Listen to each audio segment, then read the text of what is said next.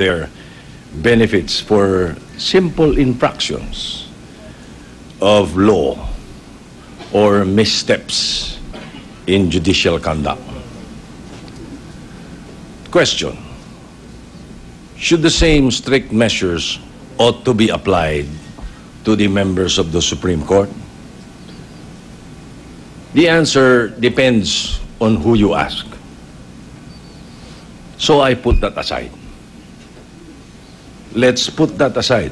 I have heard their decision, and for them, I vote guilty. My verdict is guilty. A conviction signifies that we have considerably raised the standards for a Chief Justice of our Supreme Court. He must not only possess vast legal knowledge and wisdom necessary to interpret the law according to its spirit and intent, but more importantly, he must have unquestionable moral integrity and strength of character to render him impervious to corruption and political pressure as he administers justice for our country and people. Mabuting tao si CJ Corona. Subalit, dito po sa issue ng FCDO account, nagkamali po siya rito. Naniniwala po ako na dapat pantay-pantay ang implementasyon ng batas na ito. Mayaman man o mahirap, miyembro man ng Korte Suprema o pangkaraniwang mamamayan. Kaya po ako ay bumoto ng guilty. Huling bumoto si Presiding Officer Juan Ponce Enrile. I maintain that the constitutional principle of public accountability under Article 11 of the Constitution overrides the absolute confidentiality of foreign currency deposits. But there is nothing in RA number 6426 which prohibits the depositor from making a declaration on his own of such foreign currency funds. Ang tatlong senador na bumoto na not guilty, iginiit na hindi sapat ang basihan ng pagpapa-impeach sa pinakamataas na opisyal ng hudikatura. Sa mga argumento na the Foreign Currency Act violates the Constitution, I was already hoping with all my heart that God would strike me dead. There is no conflict between the Constitution and the Foreign Currency Act. The perceived conflict is so simplistic that it is seriously laughable. Galit kayo dahil ginamit ko ang salita na kagaguhan? I repeat, kagaguhan yan. Bakit matawagin na quasi-judicial itong proceedings na ito? If it's all purely political and anyone can have his own opinion. O marami pala tayo sa atin ay honest. Why is the Philippines often, or if not all the time, why is the Philippines always ranked as one of the most corrupt countries in the whole world? Tumigil na kayo ng kapapangkapan nyo, mga artista. Merong mga politiko na alam natin kung anong loopholes nila sa SALN. I cannot imagine removing a Chief Justice on account of a SALN. Today, we are one step from violating the Constitution. The Chief Justice believed that he was under no legal duty to declare these deposits pursuant to RA 6426, which affords absolute confidentiality to all foreign currency depositors. Granting, therefore, that the Chief Justice violated the SALN law, this certainly does not rise to the level of an impeachable offense. May mga senador naman bumoto ng guilty na pinapurihan ang pagpirma ni Corona ng waiver na nagbubukas ng kanyang accounts at SALN sa publiko. Nais ko pong muling batiin si Chief Justice Corona dahil sa kasaysayan ng ating bansa, siya ang alam kong kauna-unahang opisyal na naglakas loob at nag-execute ng waiver para buksan ang lahat ng kanyang mga deposito sa bangko. Sana po siya at ang kasong ito ang magsilbing hudyat para sa isang bagong simula sa ating bansa. Isang bagong simula kung saan hindi na pwede ang dating gawi. Hindi na pwede ang dati nating nakasanayan. Panahon na po ito marahil, nataasan natin ang antas ng pamantayan ng mga naninilbihan sa pamahalaan.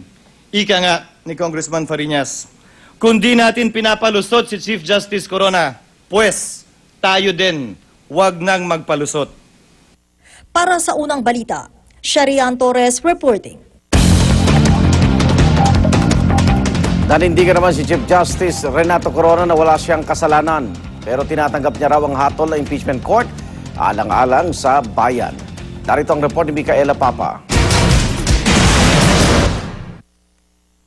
Labis na ikinalungkot ni Chief Justice Renato Corona ang guilty na hatol ng impeachment court sa kanya. Sumailalim daw siya sa proseso bilang paggalang sa ating saligang batas sa pag-asang makamit ang hustisya para sa reklamong isinampa sa kanya ng Kamara. Ayon sa punong mahistrado, hindi raw kaila sa kanyang gagamitin daw ni Presidente Aquino ang buong pwersa ng gobyerno para mapaalis siya sa pwesto. Pero tinanggap daw niya lahat ng ito para maipaglaban umano ang kasawinlan ng hudikatura. Gayunman, ani Corona na naig daw ang masamang politika. Kasabay nito'y muli niyang iginiit na wala siyang sala at wala umanong katotohanan ang mga bintang laban sa kanya sa Articles of Impeachment. Nagpasalamat din si Corona sa 3 senador na ipinaglaban daw ang kanyang karapatan at bumoto para sa kanyang acquittal.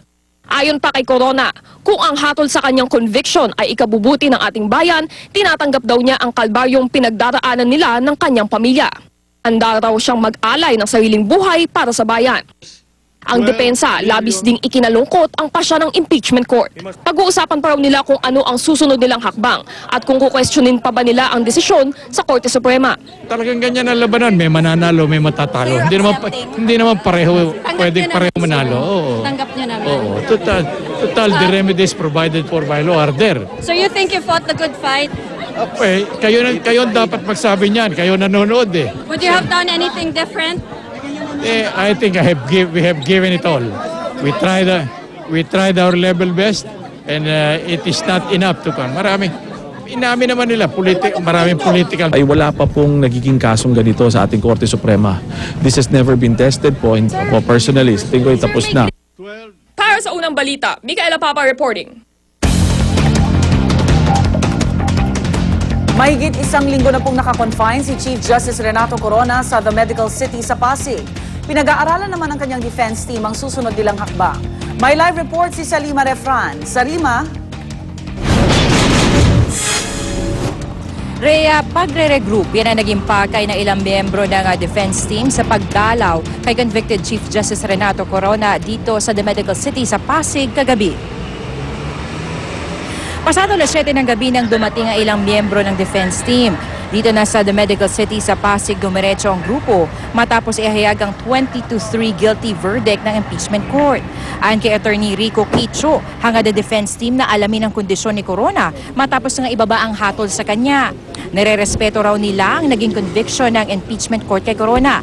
Pero sa ngayon, wala pa raw sila na pagdedesisyonan sa magiging susunod na hakbang. Bagamat pinag-aaralan na ang posibleng pagkwestiyon ng desisyon sa Supreme Court.